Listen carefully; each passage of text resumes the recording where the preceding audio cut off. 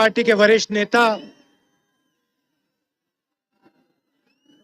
Congress party के प्यारे कार्यकर्ता, भाई और बहनों, प्रेस के हमारे मित्रों, आप सबका यहां बहुत बहुत स्वागत, नमस्कार। और जो पुलिस के हमारे भाई बहन हैं, आपका भी यहां बहुत बहुत स्वागत। आपने काफी मेहनत की, तो इसके लिए धन्यवाद। इनको भी चलना पड़ रहा है। देखिए, भारत जोड़ो यात्रा कन्याकुमारी से कश्मीर की यात्रा है। आज 65 दिन हो गए हम पैदल चल रहे हैं। 25 किलोमीटर हर रोज चलते हैं। दिन भर आपसे बातचीत होती है, किसानों से, मजदूरों से, छोटे दुकानदारों से, सबसे बातचीत होती है। 6-7 घंटे हम चलते हैं, 6-7 घंटे हम आपकी बात सुनते हैं, और अंत में शाम को 15 मिनट, जैसे आज मैं कर रहा हूं, हम अपनी बात रखते हैं। यात्रा का लक्ष्य जो बीजेपी के लोगों ने, आरएसएस के लोगों ने हिंदुस्तान में नफरत, हिंसा और डर फैला रखा है, उसके खिलाफ आवाज उठाना, उसके खिलाफ खड़ा होना है। भाइयों और बहनों, इन सड़कों पे मुझसे हजारों युवा मिले हैं, और उन सब से मैं पूछता हूं, क्या पढ़ रहे हो? जवाब मिलता है, कोई कहता है यूनिवर्सिटी में हूं, कोई कहता है स्कूल में हूं, कोई कहता है कॉलेज में। उसके बाद मैं पूछता हूं, क्या करना चाहते हो? 5-6 जवाब मिलते हैं। इंजीनियरिंग करना चाहता हूं, डॉक्टर बनना चाहता हूं। कहां है वो बच्चा? इसको लाओ। ये देखो, नमस्ते करो, नमस्ते करो। नमस्ते। क्या क्या बनना चाहते हो? आर्मी। तो ये आर्मी, शाबाश, बैठ जाओ बेटा। ये आर्मी में देश की रक्षा करना चाहते हैं।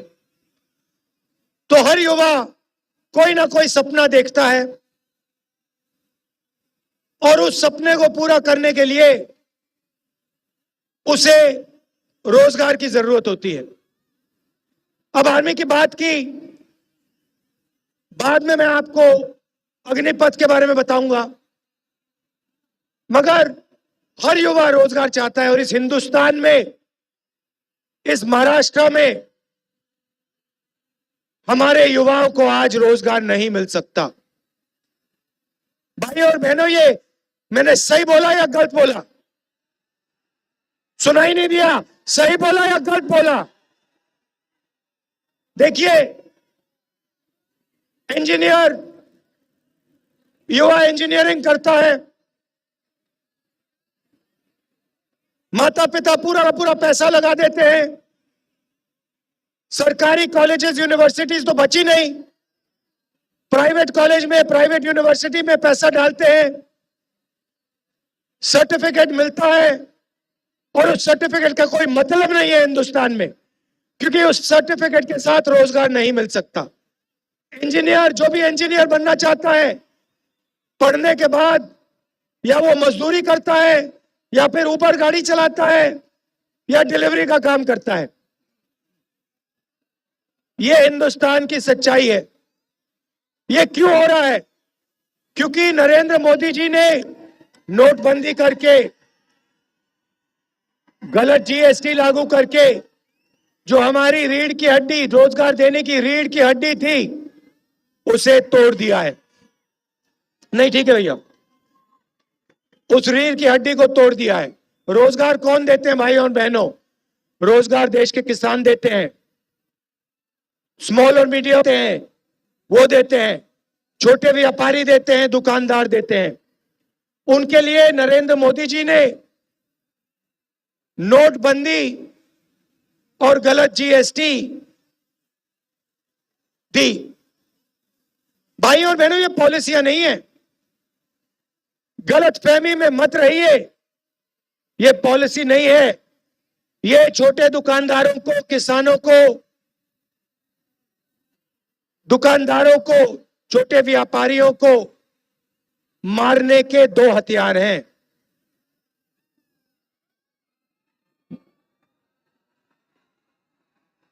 इनको खत्म करने के दो हथियार हैं। नरेंद्र मोदी जी ने नोटबंदी करते हुए कहा था, काला धन मिट जाएगा। अब देखो, मिट गया, हो गया गायब? नहीं, मगर देश में लाखों छोटे बिजनेस, करोड़ों लोग बेरोजगार हो गए, लाखों छोटे बिजनेस बंद हो गए।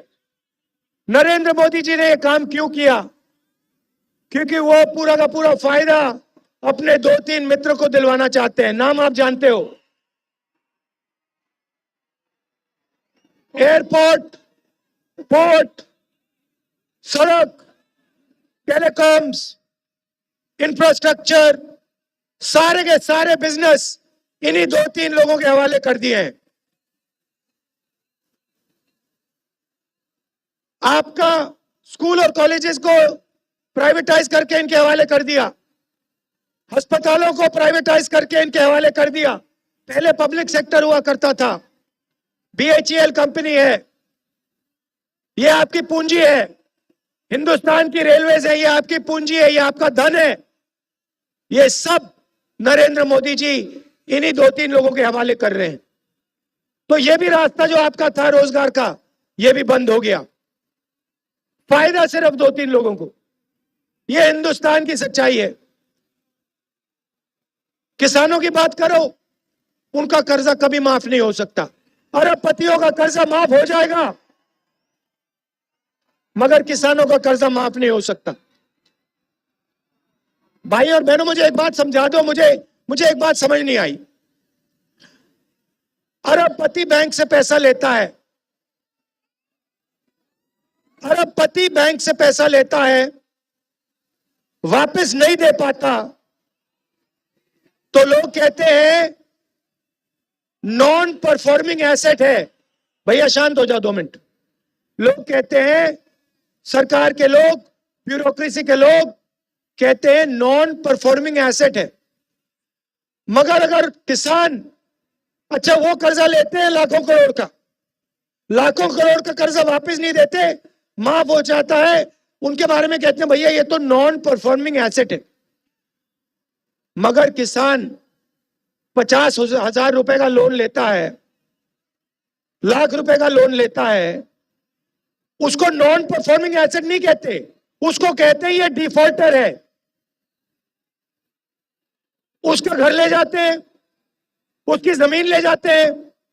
तो आप मुझे ये समझाइए क्यों हो रहा है ये अन्याय, हमारे किसानों के साथ क्यों हो रहा है? यहां पे किसान हैंगे ना? मुझे बताओ, आपको जो भी आप उगाते हो उसका आपको सही रेट मिलता है? सुनाई नहीं दिया? सही रेट मिलता है, MSP मिलती है। आपका नरेंद्र मोदी जी ने कभी कर्जा माफ किया? यूपीए सरकार ने कर्जा माफ किया था? ये देखिए, आप सब जानते हो। तो यात्रा का लक्ष्य यह है, ये जो हिंसा फैला रहे हैं, डर फैला रहे हैं, इसके खिलाफ खड़ा होना। और ये जो बेरोजगारी बढ़ती जा रही है, इसके खिलाफ खड़ा होना, इसके खिलाफ लड़ाई लड़ना। आखिरी सवाल, भाई और बहनों, यूपीए के समय गैस सिलेंडर का रेट क्या होता था? 400।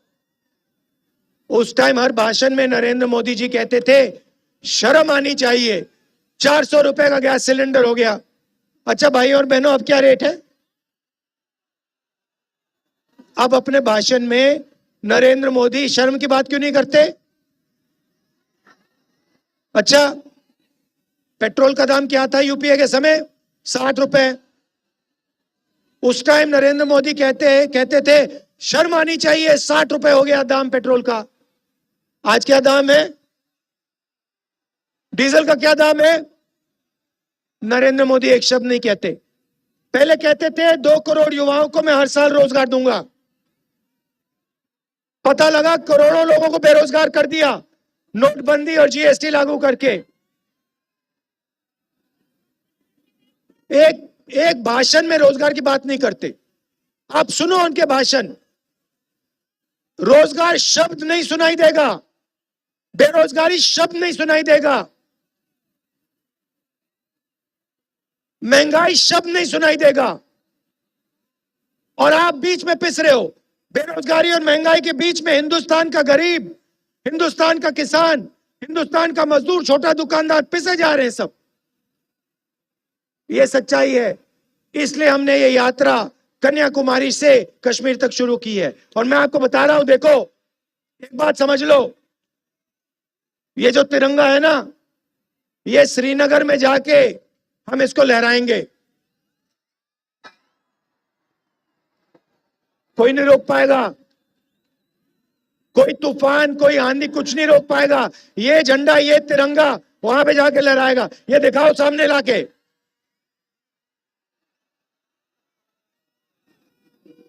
अब देखिए, अब आपने कहा भारत माता की जय, भारत माता की जय बोलो।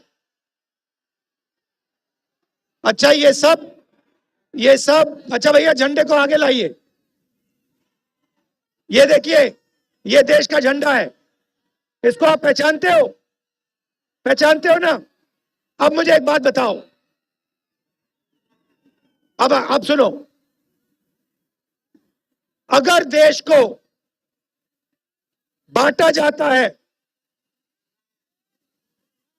दिनेश 2 मिनट ठहर जाओ, अगर देश को बांटा जाता है, देश में हिंसा फैलाई जाती है, देश में नफरत फैलाई जाती है, तो ये जो झंडा है,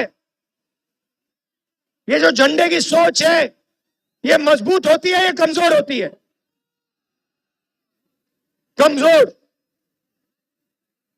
देश को बांटने से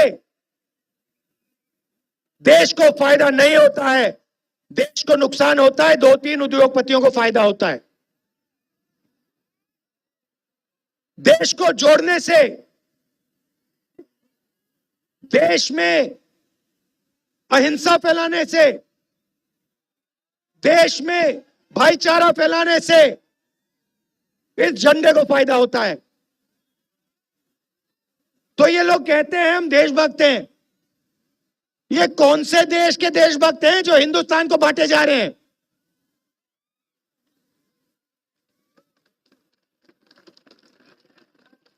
आप किसी भी परिवार को बांटो, किसी भी परिवार को बांटो, भाई को भाई से लड़ा दो, परिवार का फायदा होता है या नुकसान? पिता को बेटे से लड़ा दो, फायदा होता है नुकसान? भाई को बहन से लड़ा दो, फायदा होता है या नुकसान?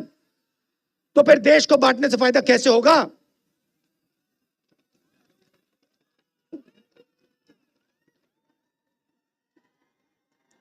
तो इनकी पॉलिसियां जो हैं, आपको डराने की पॉलिसियां हैं। किसान को ये सही दाम नहीं देते, कर्जा माफ नहीं करते, एमएसपी नहीं दिलवाते, खाद के दाम बढ़ा देते हैं, जीएसटी लागू कर देते हैं क्योंकि आपको डराना चाहते हैं। नोटबंदी करते हैं, जीएसटी लागू करते हैं क्योंकि वो छोटे व्यापारियों को, स्मॉल मीडियम बिजनेस वालों को डराना चाहते हैं। कोरोना के समय इन्होंने हिंदुस्तान के सब मजदूरों को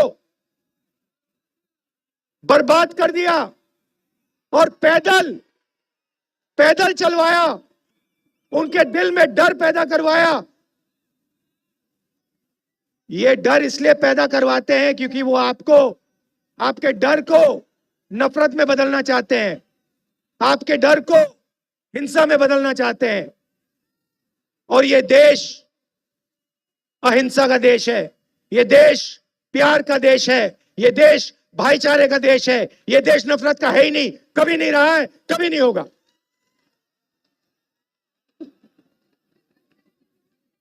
तो ये मेरा आपके लिए मैसेज था। आप हमें यात्रा में आपने पूरा का पूरा प्यार दिया, पूरा का पूरा आपने प्यार दे दिया, पूरा का पूरा भरोसा दे दिया, पूरा का पूरा सपोर्ट दे दिया। इसके लिए मैं आपको दिल से धन्यवाद करना चाहता हूं। देखिए 25 किलोमीटर चले हम आज, 25 किलोमीटर चला हूं, ये सब चले हैं। इनका चेहरा देख लो, ये थके हुए लग रहे हैं क्या? मैं थका हुआ लग रहा हूं क्या? ना। क्यों? क्योंकि हम अपनी शक्ति का प्रयोग नहीं कर रहे हैं, आपकी शक्ति का प्रयोग कर रहे हैं। आप हमारी मदद कर रहे हो, इसके लिए आप सबको दिल से धन्यवाद। नमस्कार, जय हिंद।